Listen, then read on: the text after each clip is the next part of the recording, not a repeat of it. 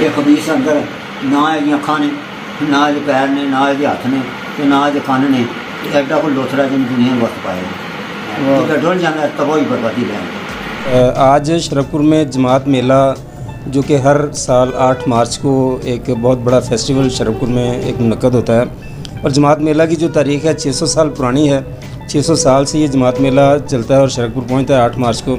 تو میرے ساتھ موجود ہیں قاری علی عابد صاحب جو کہ میزبانی کرتے ہیں جماعت میلے کی شرف پور میں، تو ان سے پوچھتے ہیں۔ بسم اللہ الرحمن الرحیم۔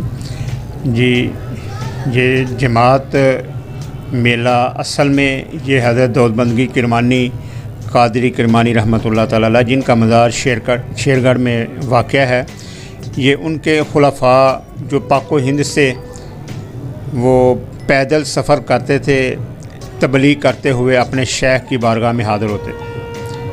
تو یہ 8 مارچ کو 25 پھگن کو یہ جماعت جو قافلہ تھا یہ شرپور پہنچتا تھا، اسی طرح یہ چلتے ہوئے 13 مارچ کو شیرگڑھ پہنچتا ہے۔ اصل میں اس جماعت کا مقصد تبلیغ کرنا تھا اور ہے اب بھی۔ اگر دیکھا جائے تو اس کے جو خلیفہ ہیں حضرت میاں منیر احمد قادری صاحب جو تبلیغ کرتے ہوئے نمایاں نظر بھی آتے ہیں، اور اس کے ساتھ ظاہر ہے ایک بہت بڑا ہجوم ہوتا ہے۔ ہر آدمی اپنی مرضی کے مطابق اس کو مناتا ہے، کوئی میلے کا ذوق رکھنے والا ہے، کوئی اپنی منتوں کے ساتھ پیدل چل کے جا رہا ہوتا ہے۔ اسی طرح یہ چلتے ہوئے یہ شیرگڑھ پہنچ جاتے ہیں۔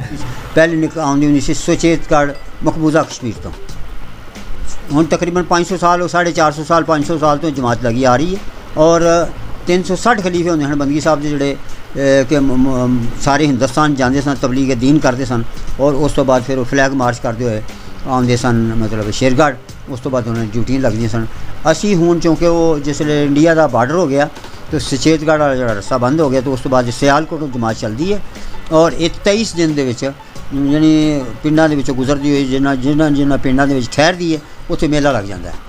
تو اس تو بعد پھر 23 دن بعد جا نہیں اتنے جا کے پھر 8 دن وہ میلہ لگتا ہے۔ کہ یہ ہن جماعت جڑی کسی زمانے بہت یہ فنکشن ہے سی دین دی تبلیغ کرنا، لیکن یہ لوگوں نے دوسرا کام پا دیتا کہ گانے بجان والے آ گئے بے شمار، راستاری ہے وہ ہن سارا کام، کیونکہ تاریخ اپنے آپ دہراندی ہے، وہ سارا کام جڑا نا وہ ہن بند ہو گیا۔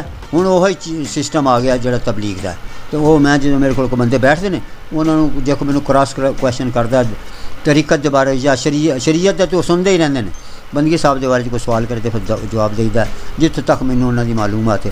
تو ہور مطلب وہ طریقت حقیقت معرفت کا تو پھر لوگوں کو پتہ ہی نہیں نا کہ فقیری لائن دے وچ کی ہے۔ بہرحال جو انہاں میرے جس طرح تسی پوچھن ڈے کہ جی کدوں چل رہی ہے تو کنے دنوں پہنچتی ہے، اسی وہ اتوں چلنے ہیں 23 دن دے وچ 13 مارچ میں اسی 19 تاریخ میں چلنے ہیں 13 مارچ میں 19 فروری نو 13 مارچ اسی پہنچ جانے۔ اس بعد یہ ساری جماعت اپنے اپنے گھر ٹر جائے۔